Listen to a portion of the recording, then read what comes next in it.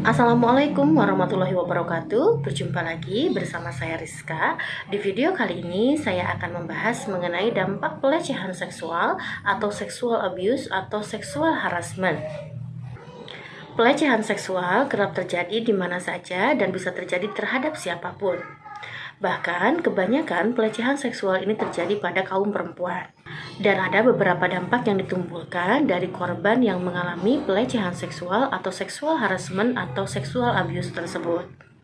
Pelecehan seksual biasanya memiliki motif untuk menurunkan harkat atau martabat dari diri seseorang, merendahkan harga diri, mempermalukan, atau adanya motif lain, salah satunya seperti penasaran atau hasrat hanya ingin mencoba. Lalu, apa saja dampak yang akan dirasakan oleh para korban pelecehan seksual tersebut, baik secara fisik maupun psikis? Yang pertama adalah gangguan makan.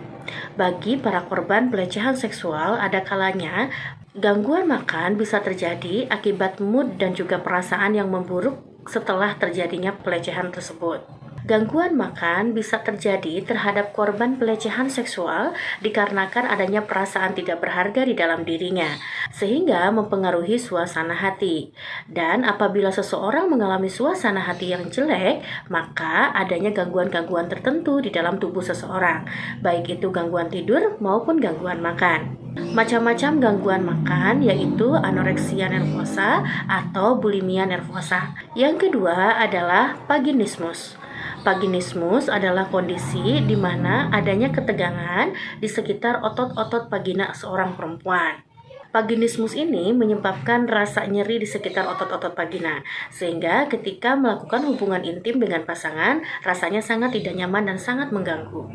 Dampak yang ketiga adalah depresi.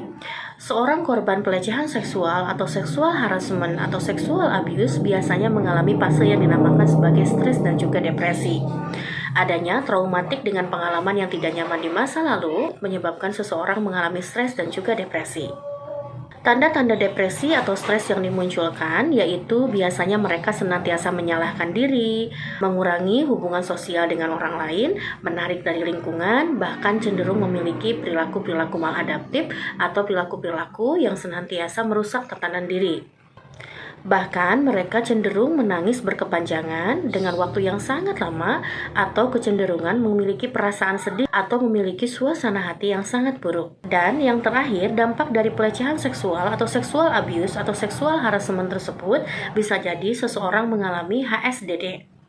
Apa itu singkatan dari HSDD? HSDD adalah Hypoactive Sexual Desire Disorders, yaitu hasrat seks yang menurun atau menjadi sangat rendah. Kecenderungan menjadi sangat dingin ketika melakukan hubungan intim atau keinginan untuk melakukan hubungan intim yang sangat minim. Tidak adanya rangsangan, stimulus, atau keinginan untuk bergairah melakukan hubungan intim kembali. Lalu apa saja tips yang akan saya berikan khususnya untuk para korban pelecehan seksual agar mampu memiliki kehidupan baru yang tentunya lebih sehat secara fisik maupun psikis? Yang pertama adalah menerima kenyataan. Dengan pikiran yang positif dan hati yang terbuka untuk memaafkan dan mengikhlaskan serta menerima setiap kenyataan yang pernah terjadi dalam kehidupan kita, sekalipun itu menjadikan dampak traumatik karena merupakan peristiwa yang sangat tidak kita inginkan. Tapi karena pelecehan tersebut sudah terjadi dan bagian dari musibah yang menimpa terhadap diri kita, maka kewajiban pertama agar kita sehat adalah dengan menerimanya terlebih dahulu. Dengan menerima kenyataan, senantiasa tubuh dan pikiran kita mampu beradaptasi lebih positif terhadap lingkungan dan terhadap diri. Kita belajar untuk mengikhlaskan dan juga memaafkan apapun yang sudah terjadi. Tips yang kedua adalah bercerita terhadap orang lain. Kamu bisa bercerita atau mengemukakan perasaan kamu atau kejadian-kejadian yang sangat tidak nyaman tersebut terhadap orang yang sangat kamu percayai, baik itu keluarga ataupun teman dekat. Bahkan kamu bisa meminta bantuan ahli dari profesional yang bisa menangani kasus yang terjadi terhadap diri kamu yang berhubungan dengan pelecehan seksual atau seksual harassment dan seksual abuse tersebut. Tips yang ketiga adalah menulis buku harian. Dengan kamu terbiasa menulis buku harian, sama seperti kamu belajar untuk menuliskan atau menumpahkan sedikitnya sampah emosi yang ada dalam pikiranmu, sehingga tidak membuat traumatik yang begitu sangat panjang atau membuat depresi yang terlalu berat. Dengan menulis, kamu mengakui perasaan apapun yang ada dalam pikiranmu, dan kondisinya bisa menurunkan berbagai macam ketegangan dan juga perasaan-perasaan negatif yang ada dalam diri. Sehingga emosi negatif ini bisa tersalurkan menjadi lebih positif. Tips yang keempat adalah berhenti menyalahkan diri. Pelecehan seksual bukanlah hal yang sangat kita inginkan, sehingga berhenti untuk menyalahkan dirimu sendiri, karena ini bukan dari keinginan dirimu juga. Dan yang kelima adalah berusaha untuk senantiasa bangkit dan kembali pada kehidupan baru yang tentunya lebih baik lagi.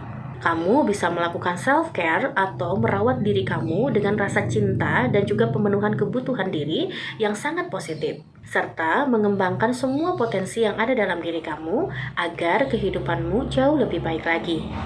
Sekian, terima kasih banyak. Assalamualaikum warahmatullahi wabarakatuh.